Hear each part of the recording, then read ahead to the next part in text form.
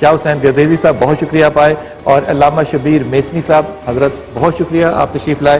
میرے اس طرف بیٹھے ہیں مولانا محمود شاہ صاحب، السلام علیکم، اور قاری خلیل الرحمان صاحب، حضرت السلام علیکم۔ وہ شاہ صاحب نے ابھی ایک بات کی ہے کہ حضرت عمر فاروق رضی اللہ تعالیٰ عنہ کا قول پیش کیا، اور وہ دنیا داری کے لحاظ سے ہے، جیسے انہوں نے فرمایا ہے کہ اللہم انا کنا نتوسل الیک، اور امام بخاری نے اس کو راوی بھی کیا، جی ہاں، کہ ہم جو ہے نا نبی اکرم علیہ الصلوۃ والسلام کے وسیلے سے دعا کرتے تھے۔ اب آپ تشریف لے گئے ہیں تو اب ہم نبی اکرم علیہ الصلوۃ والسلام کے چچا حضرت عباس کے وسیلے سے دعا کرتے ہیں، اے باری تعالیٰ ہم پہ بارش برسا۔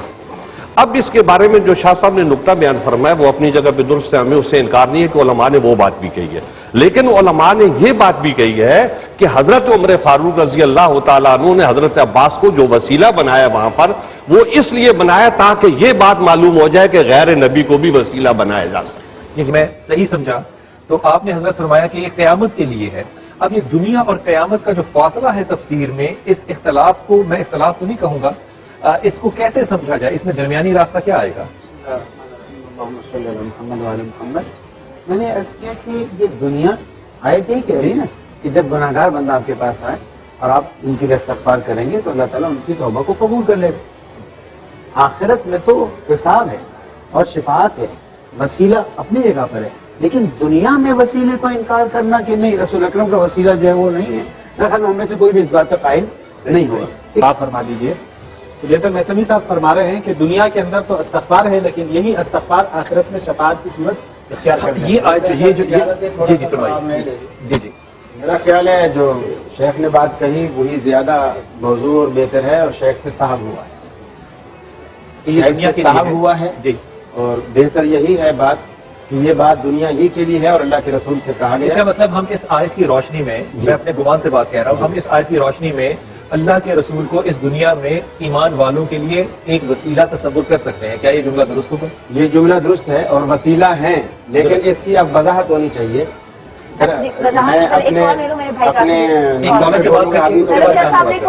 وکیرہ کی وہ جو شاہ صاحب نے وسیلے کی بات کی تھی آخرت میں، ان کا مطلب میں یہ سمجھا ہوں کہ حضور اکرم صلی اللہ علیہ وبارک وسلم دنیا میں بھی ہمارا وسیلہ ہے اور آخرت میں بھی وہ ہمارا وسیلہ ہے کہ ہم انہی کی وجہ سے جنت میں جائیں۔ ایسا ہی یہ ان کا مطلب۔ اس پہ کوئی آپ کا سوال یا آپ کی کوئی تفسیر تو نہیں اس پہ حضرت؟ اصل میں سوال آپ کا آیت کی تفسیر کے حوالے سے تھا، اس میں تو کوئی اختلاف نہیں، جنت میں آپ جانے کے لیے بھی ہم ان کے اور آخرت شفاعت کے محتاج ہیں۔ میرا سوال جو ہے نا، ایکچولی میں سوال آپ کو اب پیش کرنے لگا ہوں۔ جی ہاں، پہلی تو میری تمہید تھی، سوال حضرت آپ سے تیار بیٹھا ہوں کہ جب حضرت عمر نے یہ فرمایا اور امام بخاری نے اس کو راوی کیا کہ حضرت عباس جو آپ کے چچا ہیں ہم ان کے پاس جایا کرتے تھے، اور ہماری ماں حضرت عائشہ سے جو راوی ہیں وہ آپ کے روضہ مبارک کے بارے میں کہ آپ نے کہا تھا چھت کھول دو تاکہ یہاں پہ روشنی آئے، میں اس بات کو اس حدیث کو بات یہ ہے کہ وسیلے کے اصل موضوع کو سمجھنا چاہیے۔ وسیلے کی دو قسمیں ہیں۔ سر پہلے سوال پھر قسموں پہ آئیں گے، نہیں اسی سوال پر اسی نہیں ادھر ہی رہیے۔ جو حضرت عمر نے کہا، حضرت عمر کا وقت رسول پاک صلی اللہ علیہ وسلم کے ساتھ گزرا ہے اور صحابہ، اور مطلب یہ کوئی چھوٹے صحابہ تو نہیں ہے، یہ امیر المومنین ہے۔ امیر المومنین خود وسیلہ کیوں نہیں ہے؟ انہوں نے آپ کے چچا کو وسیلہ کیوں بنایا؟ وہ بھی وسیلہ ہیں۔ چچا کو وسیلہ بنانے کا وسیلہ کون بنا؟ چچا کو وسیلہ کس نے بنایا؟ حضرت عمر فاروق نے بنایا، تو پہلے وسیلہ وہ ہے، یعنی حضرت عباس کو وسیلہ بنانے والے عمر فاروق ہیں۔ بات یوں نہیں ہے، اصل بات پھر وہیں آ جائے گی کہ جب تک وہ بات نہیں نکلے گی۔ حضرت آپ کی پہلی بات پہ اگر ہوں، آپ کہہ رہے ہیں، جی اب ناراض نہ ہوئیے گا، میں اپنی کم عقلی کے لیے مجھے خوشی ہوگی بڑی معذرت کے ساتھ، آپ کہہ رہے ہیں کہ حضرت عباس کو تو کہا گیا کہ آپ وسیلہ ہیں، آپ دعا فرمائیے کیونکہ آپ چچا ہیں رسول پاک صلی اللہ علیہ وسلم کے، لیکن آپ فرما رہے ہیں کہ حضرت عباس سے پہلے حضرت عمر وسیلہ بن گئے کیونکہ حضرت عمر نے کہا۔ اب میں تیسری بات کہتا ہوں، اس کا مطلب امام بخاری بھی وسیلہ بن گئے کیونکہ امام بخاری نے عمر کو پہنچایا، عمر کا وسیلہ امام بخاری بن گئے کیا؟ دیکھیں بات یہ ہے، اس منطق کے تحت تو امام بخاری وسیلہ بن گئے حضرت عمر کا۔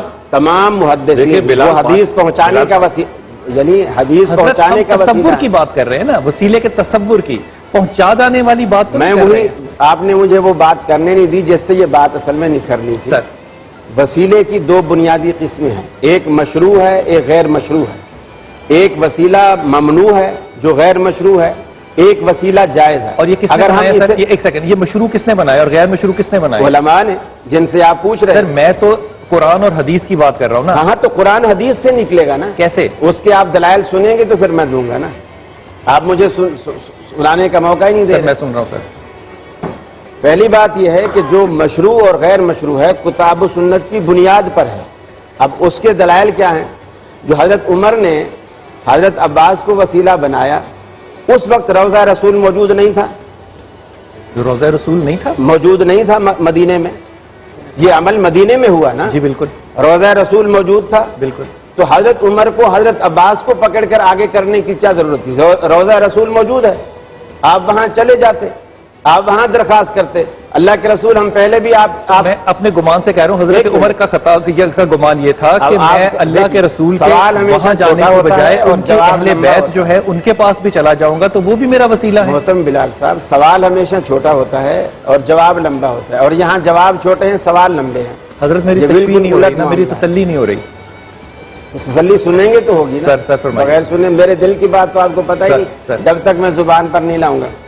تو حضرت عمر فاروق رضی اللہ تعالی عنہ نے روضہ اقدس پر حاضری دے کر وسیلہ نہیں بنایا. حالانکہ آپ یہ کہہ سکتے تھے، اللہ کے نبی جب تک آپ تھے جب بھی ہم آپ کو آگے کیا کرتے تھے، اب بھی آپ ہیں، اب بھی آپ ہی آگے ہیں. آپ حضرت عمر کی دعا کے الفاظ یہ ہیں کہ کننا نتوسل الیک بنبیک، اے اللہ ہم تیرے نبی کو آگے کر کے ہم تیری طرف وسیلہ بنایا کرتے تھے، دعا مانگتے تھے، تو ہمیں بارش دیتا تھا وغیرہ وغیرہ. اور اب جو ہے ہم نبی ہم سے تو نے لے لیا، آج وہ ہم میں موجود نہیں ہے. آج ہم نتوسل الیک بعم نبیک، ہم تیرے نبی کے چچا کو ہم آگے لائے ہیں اور تو ہمیں بارش دے. اور اللہ تعالیٰ اسی طرح بارش دیتا تھا. اس سے یہ ظاہر ہو گئی کہ وسیلہ زندے کا ہے، فوت ہونے والے کا نہیں. جیسے انہوں نے شروع میں گفتگو آغاز کیا، مزاروں پہ جا کے لوگ دعائیں کرتے ہیں، ادھر کرتے ہیں. ابھی مزاروں کو رہنے دیں، ابھی اسی پہ بات کر لیں. آپ کے ٹاپک میں چھڑی نا بات. اچھا ابھی اس موضوع پہ ہی رہیں ذرا، اسی طرف حضرت آپ عمر کے خطاب کی ٹاپک طرف. میں آغاز یہیں سے ہوا. اچھا جی سر فرمائیے. تو مزاروں پہ جا کے لوگ دعائیں مانگتے ہیں، ان کو وسیلہ بناتے ہیں. اب یہ فوت ہو چکے ہیں. جتنی مثالیں قرآن و سنت میں ملتی ہیں وہ زندے کا وسیلہ ہے. اور جہاں تک اللہ رب العالمین سے دعا کا تعلق ہے، دعا میں وسیلہ جیسے ہمارے ہاں رواج ہے، اللہ ہمیں نبی کے صدقے، صحابہ کے صدقے، حضرت حسن حضرت حسین کے صدقے، فلاں کے واسطے ہمیں یہ چیز دے. یہ چیز کسی بھی دعا. یہ مجھے بتائیں، حضرت موسیٰ علیہ السلام نے درخت تو وسیلہ بنایا خدا سے، تو درخت بھی تو وسیلہ بنا. جتنی دعائیں قرآن مجید میں موجود ہیں، جتنی دعائیں سب یا تو ربنا سے شروع ہوتی ہیں، اللہم سے شروع ہوتی ہیں اور رب سے شروع ہوتی ہیں. کسی ایک دعا میں جو قرآن بھرا پڑا ہے دعاؤں سے، ایک دعا میں بھی غیر اللہ کا وسیلہ موجود نہیں. اچھا مجھے اس درخت کے بارے میں بتا دیں، حضرت اس درخت پہ ذرا مجھے اجازت بتا ہے؟ دیں. جی جی اگر آپ کچھ اور فرمائیے گا تو میں سن رہا ہوں. جی فرمائیے. حضرت عمر فاروق نے جب زندگی میں آپ نے جو دعا بتائی، اللہ کے رسول کو وسیلہ بنایا کرتے تھے، اللہ سے براہ راست کیوں نہیں مانگتے تھے حضرت عمر؟ مانگ سکتے تھے.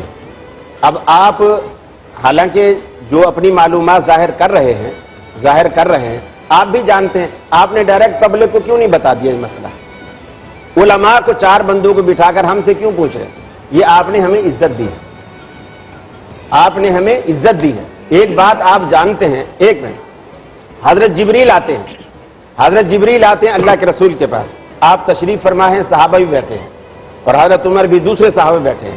اس نے آ کر 3-4 مسئلے پوچھے، ایمان کیا ہے، اسلام کیا ہے، بڑی لمبی حدیث ہے. آپ بتاتے چلے گئے. جب آپ بتا چکے ہوتے ہیں تو حضرت جبریل فوراً کہتے ہیں صدقت یا رسول اللہ، اللہ کے رسول آپ نے سچ کہا. اس سے یہ ظاہر ہوتا ہے کہ جبریل امین جانتے تھے اس جواب کو جو اللہ کے رسول نے دیا، جبھی تو اس نے تصدیق کی. حضرت عمر کہتے ہیں ہم حیران بیٹھے ہیں کہ عجیب آدمی ہے کہ سوال کرتا ہے گویا یہ جانتا نہیں ہے، اور جب جواب پاتا ہے تو تصدیق کرتا ہے گویا اس کو پہلے سے پتا تھا. جب وہ چلا گیا تو اللہ کے رسول نے صحابہ کرام سے پوچھا کیا تم جانتے ہو یہ کون ہے؟ تو انہوں نے کہا اللہ و رسولہ عالم، اللہ اور اس کا رسول بہتر جانتا ہے. آپ نے فرمایا فإنہ جبریل اتاکم یعلمکم دینکم، یہ جبریل علیہ الصلوۃ والسلام تھے جو تمہیں تمہارا دین سکھانے آئے تھے. اب جبریل نے دین سکھایا اور اس کو اس دین کا پتہ بھی ہے لیکن سکھایا کیسے؟ اللہ کے رسول سے سائل بن کر پوچھتا ہے اور رسول اللہ صلی اللہ علیہ وسلم کی زبان اقدس سے پبلک تک پہنچاتا ہے کہ اس سوال کا یہ جواب ہے، اس سوال کا یہ جواب ہے. خود کھڑے ہو کر نہیں کہا. یہ رسول اللہ صلی اللہ علیہ وسلم کا جو مرتبہ تھا، جو مقام تھا، وہ عزت اللہ تعالیٰ نے آپ کو دی کہ آپ سائل بن کر جاؤ. حالانکہ ان کو پتا ہے، سائل بن کر اللہ کے رسول کے سامنے سوال کیا اور رسول اللہ صلی اللہ علیہ وسلم کی زبان اقدس سے لوگوں تک ایک استاد کی حیثیت سے بات لوگوں تک پہنچا. آپ کی حاصل گفتگو یہ ہوئی کہ حضرت جبرائیل علیہ السلام کو سارا علم تھا، لیکن جتنے سوال کیے، کیونکہ ہر سوال کے بعد سارا علم کی بات میں نہیں کر رہا، جتنے اس نے سوال کیے اس کا علم تھا. جی ہاں. اور لیکن اس نے رسول کو عزت دینے کے لیے یہ سوال کیے. اللہ کی طرف سے سائل بن کر آیا دین سے، اور آپ نے اس کی وضاحت یہ کی کہ یہ یعلمکم دینکم، تمہیں تمہارا دین سکھانے آیا تھا. اب دین سکھا کس طرح گیا؟ سر پیغام پہنچ گیا. ہاں. اور جو بات ہو رہی تھی وہ وسیلے کی، اور بات جو آخری ہوئی وہ یہ کہ جبرائیل علیہ السلام جو جتنا محدود علم اس وقت کے لیے رسول پاک صلی اللہ علیہ وسلم کے پاس لے کر آتے تھے، وہ ایک احترام اور عزت دینے کی بات تھی. حضرت آپ کی طرف توجہ دلواؤں گا. یہ مجھے بات جو ہے نا قاری صاحب کی تھوڑی سی حضرت اس لیے نہیں ہو رہی کہ دو حدیثیں آپ کے سامنے رکھتا ہوں اور اس کی پیش نظر آپ سے سوال کرتا ہوں. ایک تو میں اس بات کو چھوڑ جا رہا ہوں کہ جب حضرت جبرائیل علیہ السلام نے رسول پاک صلی اللہ علیہ وسلم سے کہا کہ ہم میں سے بڑا کون ہے، ان کو شاید یہ گمان تھا کہ میں عمر میں زیادہ بڑا ہوں، تو رسول پاک صلی اللہ علیہ وسلم نے کہا کہ تم نے وہ ستارہ دیکھا کتنی دفعہ دیکھا؟ کہا میں نے اس کو 70,000 دفعہ دیکھا. اور یہ تو میں اس بات کو چھوڑ رہا ہوں، یہ بات چھوڑ رہا ہوں. حضرت آدم علیہ السلام کہتے ہیں، حدیث قدسی ہے، کہتے ہیں کہ جب میں لرزے سے پھر رہا تھا تو اللہ نے مجھے کیا دکھایا؟ لا الہ الا اللہ محمد رسول اللہ. اور اس وقت کائنات ابھی تخلیق ہوئی نہیں ہے، اور مجھے اللہ نے جب یہ دکھایا تو میں سمجھ گیا کہ یہ وہ آنے والی ہستی ہے جس کے وسیلے سے اللہ چاہتے ہیں کہ آدم توبہ کریں. اب یہ مقام رسالت، اور مقام رسالت جب ہم گفتگو کر رہے ہیں تو ہماری دانش یہ کہہ رہی ہے کہ اللہ کے اس نبی، اس رسول، اس پیغمبر کو عزت دینے جبرائیل علیہ السلام آ رہے ہیں. حضرت یہ اختلافی پہلو کیسے کیسے کیسے فیصلہ کریں؟ بات یہ ہے کہ آپ نے حضرت آدم علیہ السلام کا ذکر کیا. یہ حضرت عمر فاروق رضی اللہ تعالیٰ عنہ جن کے بارے میں بات ہو رہی ہے، جن کا قول ہے، انہی کا یہ قول ہے کہ حضرت آدم علیہ السلام نے ایک دفعہ اللہ جل جلالہ کی بارگاہ میں گزارش کی، اس طریقے سے حدیث بیان کی انہوں نے کہ یا رب اسألک بحق محمد. تو اللہ جل جلالہ نے جب انہوں نے یہ اے باری تعالیٰ میں تیری خدمت میں نبی علیہ السلام کے ذریعے سے پیش ہوتا ہوں اور میری مغفرت فرما. تو اللہ جل جلالہ نے ارشاد فرمایا کہ میں نے آپ کو معاف کیا، لیکن یہ بتاؤں تمہیں پتہ کیسے چلا؟ آگے وہ بات ہے جو آپ نے کی. طول کو رکھتے ہوئے کیا اگر میں کسی ولی اللہ سے، میں کسی ایسی نسبت رسول سے جو کہ اہل بیت کی نسبت ہو، کسی سید سے، میں ان کو نسبت بنا کے اگر دعا کہوں تو کیا میں توحید کے فلسفے کو رد کر رہا ہوں؟ میں یہاں پر اس بات کو واضح کر دوں کہ اللہ سبحانہ وتعالیٰ جس طرح اپنے نظاموں کو وسیلے سے چلاتا ہے، چاہے بارش ہے، چاہے روح قبض کرنا ہے، چاہے رزق دینا ہے، اسی طرح سے بندوں کے لیے بھی میں ایک عاجز بندہ ہوں. میری حیثیت نہیں ہے کہ اللہ رب العزت کے سامنے جا کے کھڑا رہوں اور کہوں کہ پالنے والے، اگرچہ کہ وہ عظیم ہے. بات کاٹ رہی ہوں، لیکن اللہ کہتا ہے کہ میرے پاس آؤ، مجھ سے مانگو، میں دوں گا. یہ تو کبھی نہیں کہا کہیں بہت وسیلہ. بہت واضح جملہ عرض کرتا ہوں. اگر ہم کہیں کہ اے اللہ کے پیارے بندے تو دے یا آپ دیجئے تو یہ تو شرک کی منزل آ جائے گی. لیکن جب ہم کہتے ہیں کہ پالنے والے تیرے اس بندے کے واسطے سے سوال کرتا ہوں، جیسے ہم ائمہ معصوم علیہ السلام کی قبور پہ جاتے ہیں، اولاً تو ہم ائمہ معصوم علیہ السلام کو مردہ نہیں سمجھتے، اس لیے کہ وَلَا تَقُولُوا لِمَن يُقْتَلُ فِي سَبِيلِ اللَّهِ أَمْوَاتًا. ائمہ معصومین شہداء ہیں، یہ اللہ تعالیٰ کے ہاں رزق پاتے ہیں، زندہ ہیں. تو اگر ان کے ہم جاتے بھی ہیں تو اول تو یہ توحید کی گفتگو ہوتی ہے، پھر ان کا وسیلہ بنا کر ہم اللہ تعالیٰ سے کہتے ہیں. آپ کا پوائنٹ یہ ہے کہ ہم کہیں کہ آپ مثلا نہیں میں اللہ سے ڈائریکٹ بات کر رہی ہوں. آپ نے کہا وسیلے کی کہ ہم جا کے کھڑے نہیں ہو سکتے کہ ہمیں دے. ہم کیوں نہیں اللہ سے حجت کر سکتے؟ کیوں نہیں مانگ اللہ تعالیٰ کہتا ہے ڈائریکٹ آؤ، منع نہیں کرتا ہے، لیکن اللہ تعالیٰ قرآن مجید بھی تو ڈائریکٹ نازل کر سکتا تھا. کہ باقی اغیان جو ہیں ان کے اندر جو تصور وسیلہ ہے، مفتی صاحب اگر آپ اس پر تھوڑی سی روشنی فرمائیے، وہ ہم سے کس طرح مختلف ہے؟ ہر لحاظ سے مختلف ہے، اس لیے کہ سب سے پہلی جو اختلاف کی وجہ ہے وہ اسلام ہے. ہمارے ہاں اسلام ہے، ان کے ہاں اسلام نہیں ہے. بنیادی چیز، بنیادی فرق یہ ہے. یہ ایمانیات ان کے ہاں نہیں ہے جو آپ کے ہاں ہے. اگر میں آپ کی توجہ اس حدیث کی طرف دلواؤں کہ وہ جو 3 لوگ، نہیں تو موضوع سے مجھے کیوں ہٹا رہے ہیں؟ میں تو سوال کی جاتا ہوں، موضوع ابھی رہتا ہے.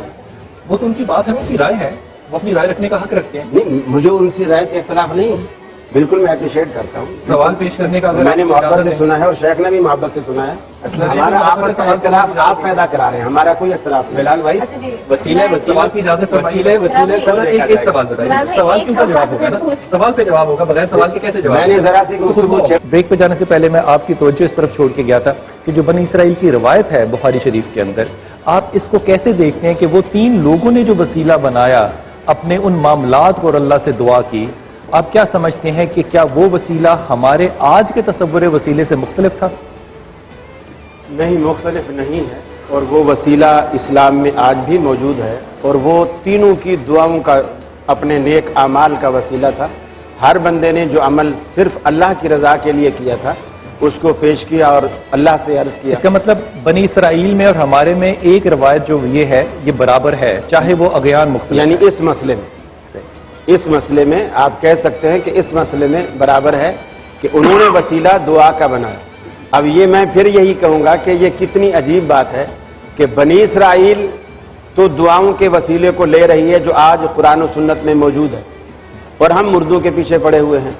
اچھا, ہم اردو کے پیچھے نہیں اور پڑتے. دوسری بات یہ کہ آپ نے اپنی گفتگو میں جو 2-4 باتیں کی, مجھے ان سے بھی سخت اختلاف ہے, اس لیے کہ وہ روایات ایسی ہیں کہ کسی محدث نے اس کی تصدیق نہیں کی. جیسے حضرت آدم علیہ السلام نے اللہ کے رسول کا وسیلہ بنا کے اللہ سے توبہ کی, اللہ سے معافی مانگی, یہ خود قرآن مجید کے بھی صریحاً خلاف ہے. قرآن مجید میں اللہ تعالیٰ کہتا ہے فَتَلَقَّى آدَمُ مِن رَبِّهِ. میں بڑی ذمہ داری سے آپ سے بات کہہ رہا ہوں کہ میں محدث کی بات نہیں کر رہا, میں حدیث قدسی کی بات کر رہا ہوں. آپ اس کو کہہ رہے ہیں حدیث قدسی نہیں کا ہے. بھی تو کوئی پروف ہونا چاہیے نا, کہ صرف کہنے سے ایک چیز حدیث نہیں بنتی, اس کا پروف ہونا چاہیے. آپ سمجھتے ہیں یہ حدیث قدسی نہیں ہے؟ نہیں ہے. ٹھیک, حدیث قدسی تو دور کی بات ہے, حدیث ہی نہیں ہے, قرآن مجید کے بھی خلاف ہے. فَتَلَقَّى آدَمُ مِن رَبِّهِ كَلِمَاتٍ فَتَابَ عَلَيْهِ. اگلی اور کوئی روایت جس سے آپ کا اختلاف ہے وہ بھی فرما دیجئے, اور کوئی روایت اور ایسی اور بہت ساری ہیں. جیسے باتوں سے بات نکلی, حضرت نے فرمایا کہ ہمارے جو اسلاف ہیں وہ فوت نہیں ہوئے ہیں بلکہ شہداء جو ہیں وہ زندہ ہیں, اور قرآن مجید کی آیت پیش کی گئی. حالانکہ قرآن مجید کہتا ہے لا تقولوا لمن يقتل فی سبیل اللہ, ان کو مردہ کہنے سے روکا گیا ہے. مردہ ہونے سے قرآن نے انکار نہیں کیا, مردہ کہو نہیں, یہ ان کی ایک عظمت ہے, ان کا ایک اعزاز ہے, مردہ کہو نہیں. میں ایک بلال صاحب ایک اگر 2 بھائی میدان جہاد میں جاتے ہیں, ایک بھائی کی لاش واپس آتی ہے اور ایک بھائی زندہ واپس آتا ہے, ان میں شہید کون ہے؟ جس کی لاش آئی ہے, جو زندہ آیا ہے. آپ مثال نہ بھی دے تو آپ کی بات میں نے سمجھ لی اور لے لی بات, لیکن لوگوں نے نہیں سمجھی نا, پبلک نے نہیں سمجھی نا. سر ایک سوال لے لیجیے, ایک سوال لے لیجیے. رسول پاک صلی اللہ علیہ وسلم دنیا سے پردہ فرما گئے, آپ اس جملے کو مانیں گے یا آپ کہیں گے کہ کوئی اور لفظ استعمال کرنا چاہیے, پردہ نہیں فرما گئے, فوت ہو گئے؟ پردے کا لفظ وہ لوگ استعمال کرتے ہیں جو رسول اکرم صلی اللہ علیہ وسلم کی وفات کے قائل نہیں ہیں. قرآن مجید بھرا پڑا ہے. آپ کیا جملہ کہیں گے, میری درست کی فرمائیے نا, کہ کیا جملہ استعمال کروں؟ قرآن مجید نے کہا وما محمد الا رسول قد خلت من قبل الرسل افإن مات او قتل انقلبتم على اعقابکم. صدیق اکبر نے جو پہلا خطبہ رسول اللہ صلی اللہ علیہ وسلم کی پیشانی چومنے کے بعد صدیق اکبر نے جو مسجد میں آ کے دیا, حضرت عمر ننگی تلوار لیے کھڑے ہیں, اگر کسی نے کہا حضور فوت ہو گئے تو میں گردن اڑاؤں گا, انہوں نے اس کی بھی پرواہ نہیں کی. اور پہلا جملہ یہ کہا کہ من کان یعبد محمدن فإن محمدن قد مات. مان لی بات. میں جملہ کیا استعمال کیا کروں, میں کیا کہا کروں جب میں نے کہنا ہو؟ جملہ فرمائیے. کہ اللہ کے رسول دنیا سے رخصت ہو گئے, اور دنیا سے جو رخصت ہونے سے ہوتا ہے مطلب تو حضرت معذلہ یہ تو نہیں ہے نا کہ رخصت ہو کے کراچی چلے گئے یا پنڈی چلے گئے, برزخ میں تو چلے گئے, برزخ میں چلے گئے. ٹھیک, موت کا لفظ استعمال محمد کے لیے کیا جا سکتا ہے؟ قرآن نے کیا ہے, یہ کہنا قرآن نے کیا ہے. ہو گئی, ٹھیک ہوگی بات. انک میت وانہم میتون افإن مت فهم بس ایک جملہ کہیے گا. اے حبیب اگر آپ فوت ہو گئے تو کیا یہ آپ کی موت کی جو دن رات دعائیں کرتے یہ ہمیشہ رہیں گے؟ یہ بھی تو جائیں گے. قرآن نے یہ لفظ استعمال کیا. بلال بھائی, من جملہ جتنے بھی وسائل ہے ان میں سے ایک وسیلہ اپنے عمل کو بھی بنایا جا سکتا ہے. اس حدیث سے اس کا ثبوت ہوا ہے. جی جی, اور یہی کچھ فرمایا گیا ہے. تو اب ایک ایک جملہ اگر آپ تمام حضرات دے دیں تو اس معاملے کو میں بالکل یہی. حضرت اللہ نے ایسا کیوں نہیں سمجھا کہ اللہ ظاہر ہو کے اپنا پیغام لوگوں تک دے دیتے؟ ایک جملہ سے پہلے آپ دوسروں سے پوچھ لیں. میں جی, دنیا کے اندر کسی انسان کے لیے ممکن ہی نہیں کہ وہ اللہ کی زیارت کر سکے. اللہ چاہتے تو کرا سکتے تھے, وہ اللہ چاہتے ہیں تو کرا سکتے ہیں, لیکن دنیا کے اللہ ہے اور